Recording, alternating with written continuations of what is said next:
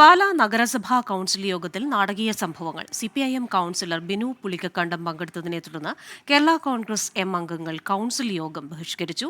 Airports മോഷണ കേസിലെ പ്രതി കൌൺസിൽ യോഗത്തിൽ പങ്കെടുക്കുന്നെന്നാരോപിച്ചാണ് ബഹിഷ്കരണം. വിവരങ്ങളുമായി കോട്ടയത്ത് നിന്ന് ടോബി ജോൺസൺ ആണ് ചേരുന്നത്. ടോബി, ഒരുപാട് കഥയുള്ള ഒരു എയർപോർട്ട്സ് അതൊരു അജ്ഞാതൻ കൊണ്ട് പോലീസ് സ്റ്റേഷനിൽ കൊടുക്കുന്നു. അതിനുശേഷം അയാൾ ആരെന്ന് വ്യക്തമാക്കുന്നില്ല. ഇവിടെ നഗരസഭാ കൌൺസിൽ യോഗത്തിൽ ബിനു പുളിക്കക്കണ്ടം പങ്കെടുക്കാൻ പാടില്ല, പക്ഷേ CPIM അംഗങ്ങളോടോ കേരള കോൺഗ്രസ് അംഗങ്ങളോടോ തങ്ങൾക്ക് പ്രശ്നമില്ല എന്നാണല്ലോ കൗൺസിൽ അംഗം പറയുന്നത്. ഈ എയർപോർട്ട്സിന്റെ ഉടമയായ കൗൺസിൽ അംഗം പറഞ്ഞത്. ഇപ്പോൾ എന്താണ് അവിടെ സംഭവിച്ചത്?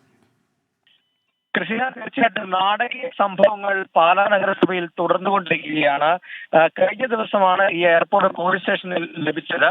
അതിനുശേഷം ഈ CPM കൗൺസിലറെ അറസ്റ്റ് ചെയ്യണമെന്ന് കേരള കോൺഗ്രസ് എം കൗൺസിലർ ജോസ് ശ്രീരാംകുടി പറഞ്ഞു. ഇതിന്റെ എയർപോർട്ടിന്റെ ഉടമസ്ഥൻ പറഞ്ഞു. അതിന് പിന്നാലെയാണ് ഇന്ന് കൗൺസിൽ യോഗം ചേർന്നത്.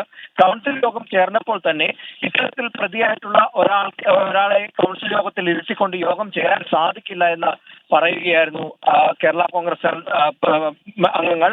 ഇതേ തുടർന്ന് ചെയർമാൻ, കേരള കോൺഗ്രസ് എമ്മിന്റെ ചെയർമാനാണ്, അദ്ദേഹം ഈ യോഗം പിരിച്ചുവിടുകയായിരുന്നു.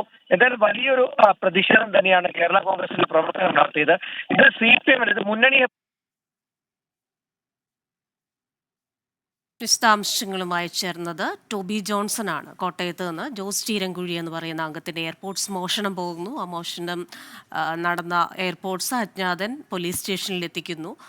അതിനുശേഷം ഈ CPIM കൗൺസിലർ ബിനു പുളിക്കക്കണ്ടത്തിനെ അറസ്റ്റ് ചെയ്യണം എന്ന ആവശ്യമുന്നയിക്കുന്നു. ഇപ്പോൾ നാടകീയ സംഭവങ്ങളാണ് നഗരസഭാ കൗൺസിൽ യോഗത്തിലുണ്ടായത്. വിവരങ്ങൾ നൽകിയത് ടോബിയാണ്.